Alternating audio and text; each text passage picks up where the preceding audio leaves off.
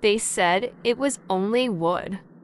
Just carved pine, some simple strings, and a bit of paint. Nothing more. A child's plaything, a decoration for a dusty shelf. But if that's all it was, just an innocent doll, then why did so many who owned it lose themselves? Why did they fall into a deep, unshakable fear? A profound silence they could never break free from? And what about the ones who just vanished? Gone without a trace, leaving behind only the puppet, sitting there with its eerie, painted smile. No, the silent marionette was never meant for children's laughter. It was never destined for the bright lights of the stage or the applause of a happy crowd. It was born in the shadows, no little more than a whisper, almost entirely forgotten by the world. They say names fade with time, and maybe that's true. But some things have a longer memory. The wood remembers the hands that carved it. The strings remember the dark intentions that pulled them. Each owner thought they could be the one to solve its riddle. They were all wrong. The marionette doesn't seek an owner. It seeks a partner, a voice, a soul. It whispers promises in the dead of night, not with a sound, but with a feeling, a cold dread that seeps into your bones. It offers a dance, a performance just for you. And when the final curtain falls, the silence that follows is absolute. The question isn't whether the stories are true. Into the shadows. If you're intrigued by tales like this, see you in the next video. On the fraying edge of a town slowly surrendering to time stood the skeletal remains of what was once the Grand Orpheum Theater. In its heyday, back in 1906, it was a beacon of art and culture, pulling in crowds from miles around, eager for a night of spectacle. But its glory was short-lived. In 1924, a devastating fire tore through its heart, gutting the main hall and leaving behind a hollow, charred shell. The official story, the one printed in the papers, blamed faulty gas lamps a common and convenient culprit of the era. But among the whispers of actors and stagehands, a darker tale took root. They spoke of something sinister, a presence that had lingered in the wings long before the flames ever licked the velvet curtains. In the aftermath, amidst the soot and sorrow, a single object survived, seemingly untouched by the inferno. Dangling from a blackened rafter, suspended above the ruin, was a marionette. Its porcelain face was pristine, its painted-on grin eerily unbroken by the heat that had warped steel and turned wood to ash. The stagehands, a superstitious bunch even on the best of days, refused to go near it. They said its glass eyes watched them, holding the memory of the fire within their depths. And so, the puppet was unhooked and locked away in the theater's damp, dark cellar, where it remained for decades as the building itself was eventually abandoned to the elements. But a story like that doesn't just fade away. The puppet was not forgotten. Fast forward to 1997. An antique dealer by the name of Julian Mercer, a man with a penchant for the peculiar, caught wind of the legend.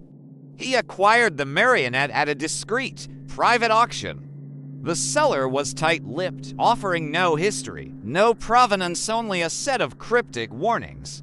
Keep it in a case, he'd said, his voice low, never let it hang freely. And never, under any circumstances, look at it in a mirror. Julian just laughed it off.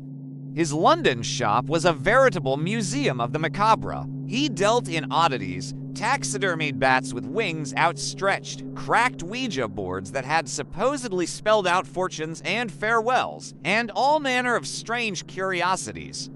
This marionette, with its unsettlingly human-like glass eyes and the faint, web-like cracks spreading from its painted lips, was a masterpiece of the uncanny. It was perfect. Without a second thought, he placed it proudly in his shop window, a silent, smiling sentinel to greet the bustling London street. That very night, after locking up, Julian was in his flat above the shop when he heard a distinct sound from below. It was a faint, woody creak, like an old floorboard settling. He dismissed it as the groans of an old building. But when he went down to open the shop the next morning, a chill traced its way down his spine. The marionette's head was tilted, its gaze now directed toward the sales counter. Julian was certain, absolutely certain, he had left it facing the street. He tried to rationalize it. Maybe a vibration from a passing truck had shifted it. Yes, that had to be it. The new addition to the window display gained attention almost immediately. Children, drawn by a morbid curiosity, would press their faces against the glass, their breath fogging up the pane. But their parents would quickly pull them away, muttering about how the doll gave them the creeps, how its smile seemed less like joy and more like a secret.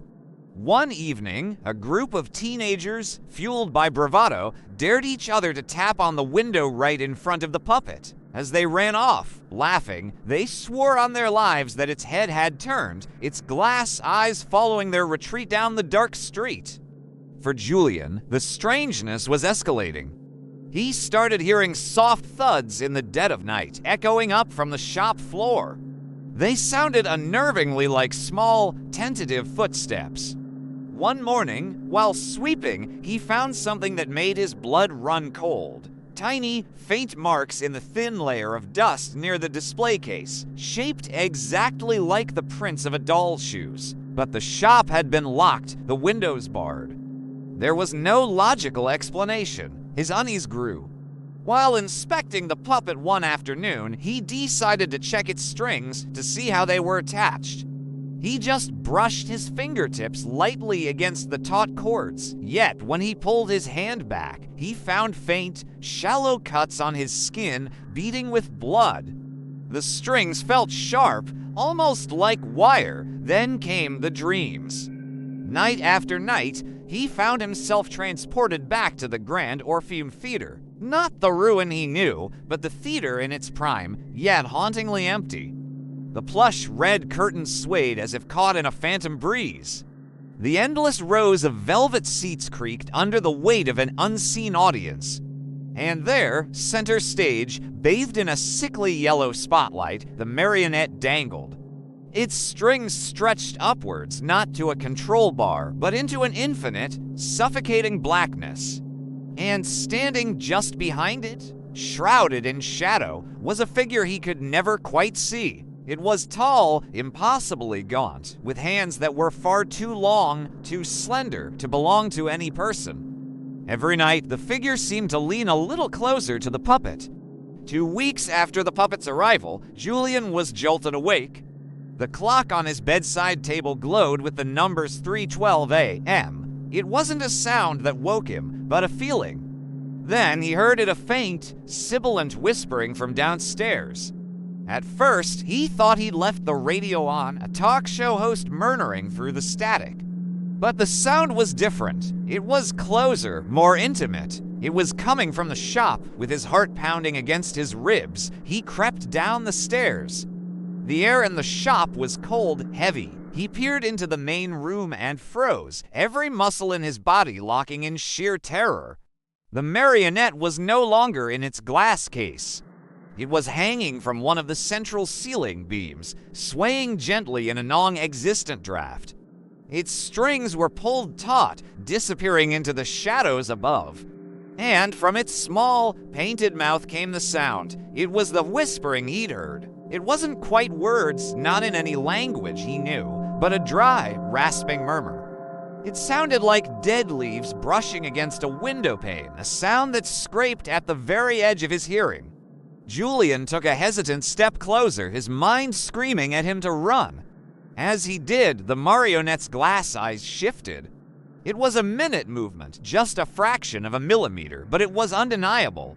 They moved to look directly at him. He saw his own terrified face reflected in their glassy surface. He stumbled backward, tripping over a rug, his breath catching in his throat. By the time the sun rose, casting long, reassuring shadows across the floor, Julian had managed to convince himself it had all been a vivid, stress-induced nightmare. A waking dream, he unhooked the marionette from the beam, his hands shaking so badly he could barely manage the task, and placed it firmly back in its locked case. He told himself it was over, but it wasn't. From that day on, an oppressive atmosphere settled over the shop. Every time Julian walked past the display case, he felt the weight of its gaze on him, a silent, constant scrutiny. He could feel it watching him as he tended to customers, as he dusted the shelves, as he locked up for the night. Soon, customers began to complain, not just about a general feeling of unease, but about the puppet itself. One woman, while admiring a silver locket nearby, happened to catch her reflection in the glass of the puppet's case. She let out a scream and fainted right there on the floor. When she came to, she was hysterical, sobbing that when she saw her reflection, she hadn't just seen herself. For a split second, she swore she saw herself tangled and bound by puppet strings, her own limbs being pulled into a grotesque dance. Julian knew then he couldn't keep it. The warnings of the seller echoed in his mind, no longer sounding like superstition, but like a desperate plea he had foolishly ignored. The marionette had a story, and it was a story that wanted to be told, whether he was willing to listen or not. Thank you so much for joining me on this chilling tale. If you enjoy stories that explore the darker corners of history and folklore, please consider hitting that like button and subscribing to the channel. It really helps us bring more of these strange stories to light. We'll see you in the next one. Stay curious. Spoken in a hushed, suspenseful tone. Have you ever looked at a puppet and felt a chill crawl up your spine? That feeling that its painted smile holds a secret, that its glassy eyes see more than they should. Most puppets are just wood and string, harmless toys for children's amusement. But some are different. Today, we delve into the chilling tale of one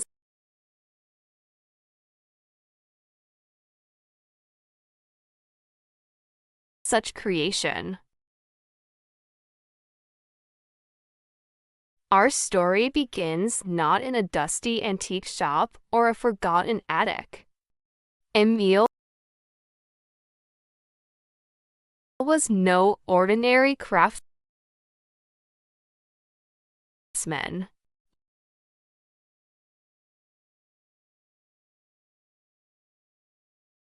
He was obsessed with capturing not just the form of life, but its very essence. He believed that with the right materials and rituals, he could imbue a puppet with a soul. For the Silent Marionette, he used wood from a gnarled yew tree, one rumored to have grown over an unmarked grave. Its eyes were crafted from obsidian, polished to a mirror-like sheen, and its strings were said to be woven with something more than simple thread. The audience was mesmerized. It didn't dance or perform tricks, it simply was. It mimicked the subtle gestures of the onlooker's tilted head, a folded arm with chilling accuracy. But it never made a sound. As the performance ended, an unsettling quiet fell over the room. The puppet hung limp, but its obsidian eyes seemed to follow them. That night, Emile was found in his workshop, his face a mask of pure terror. The silent marionette hung silently above him, its painted smile unchanged. This was only the beginning. The marionette passed from owner to owner, each one befalling a strange and tragic fate. A wealthy socialite who purchased it for her collection was found weeks later, having wasted away, staring into a mirror where the leaving only the puppet hanging center stage. The stories were always the same, a growing sense of being watched, phantom movements in the corner of one's eye, and a crippling paranoia that seemed to drain the very life from its victims. The puppet didn't need to move on its own. Its presence alone was a creeping horror.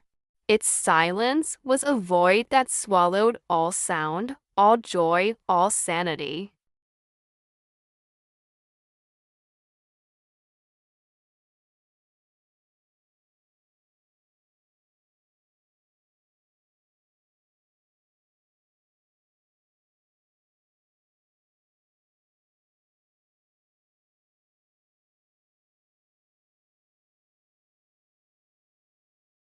And never, under any circumstances, look at its reflection in a mirror. He sold it for a pittance, desperate to be rid of it. The new owner, a skeptic, laughed it off. But some stories, you see, aren't just stories. Because some puppets don't perform for children's laughter, they perform for the darkness. And their show never truly ends. Thank you so much for joining me on this chilling journey into the legend of the Silent Marionette. If you enjoy tales of the strange and unexplained, make sure to hit that like button and subscribe for more stories from the shadows. Stay curious, stay cautious, and we'll see you in the next video.